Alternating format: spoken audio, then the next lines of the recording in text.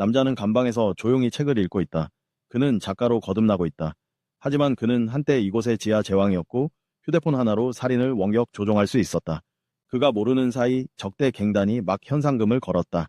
그가 있는 보호 감방은 곧 그의 처형장이 될 예정이었다. 여기는 브라질의 히라르두 베르트랑 교도소다. 1940년대에 지어진 고도의 경비 시설이다. 파라이바주의 주도인 조앙 페소아에 있다. 햇살과 해변이 있는 해안 도시다.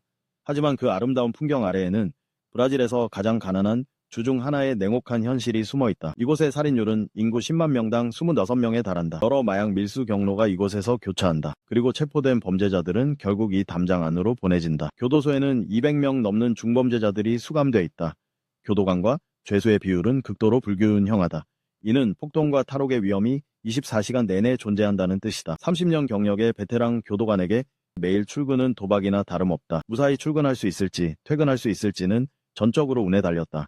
아침에 교도관들의 첫 임무는 운동장을 수색하는 것이다.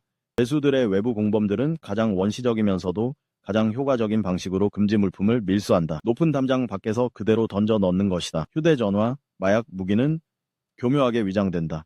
교도관들은 한때 속이 빈 가짜 돌을 발견한 적이 있다. 그 안에는 마약과 휴대전화가 가득 들어 있었다. 이제 범죄 수법도 진화하고 있다. 밀수 조직들은 드론으로 정밀 투하를 하기 시작했다. 오전 8시는 하루 중 가장 위험한 순간이다. 운동시간, 죄수들은 이를 일광욕이라고 부른다. 매일 23시간 동안 갇혀 지낸 뒤 감방을 벗어날 수 있는 유일한 시간이다. 이 교도소에는 총 17개의 감방이 있고 한 감방에 평균 12명이 수감된다. 이곳 관리의 핵심은 철저한 갱단 분리다. 1번부터 9번 감방에는 보호 수감자들이 수용돼 있다. 그들은 보통 갱단을 배신했거나 거물들의 미움을 산 사람들이다. 목숨이 노려지는 처지라 분리 수용된 채 겨우 살아남을 수밖에 없다. 그리고 10번부터 19번 감방에는 이 주 최대 범죄 조직의 조직원들이 수감돼 있는데 하나같이 만만치 않은 인물들이다. 브라질의 양대 갱단, 제1수도사령부와 적색사령부, 그들의 전쟁은 거리에서 교도소 안까지 이어진다. 교도소는 이들을 완전히 분리해야 한다. 어떤 우연한 접촉도 피비린내 나는 집단 난투로 번질 수 있기 때문이다.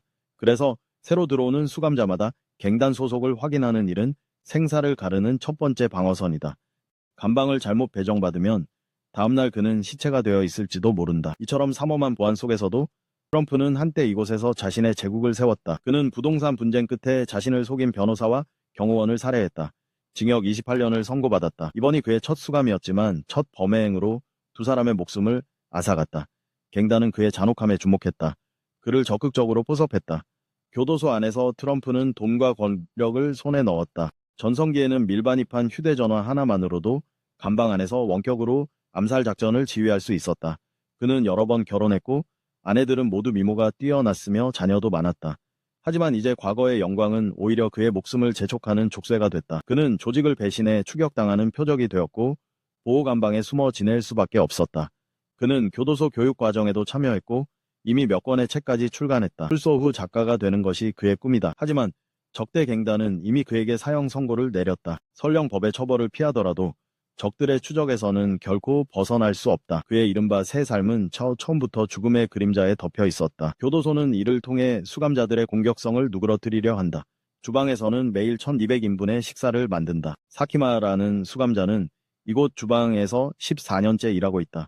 그는 한 달에 약 240달러를 벌고 대부분을 가족에게 보낸다. 그에게는 딸이 한 명 있는데 그가 수감됐을 당시 막 태어났다. 14년 동안 그는 딸의 성장 과정을 전부 놓쳤다. 어머니의 정기적인 면회만이 그를 바깥 세상과 이어주는 유일한 연결고리다. 딸에 대한 그리움만이 그가 버텨내는 유일한 힘이다.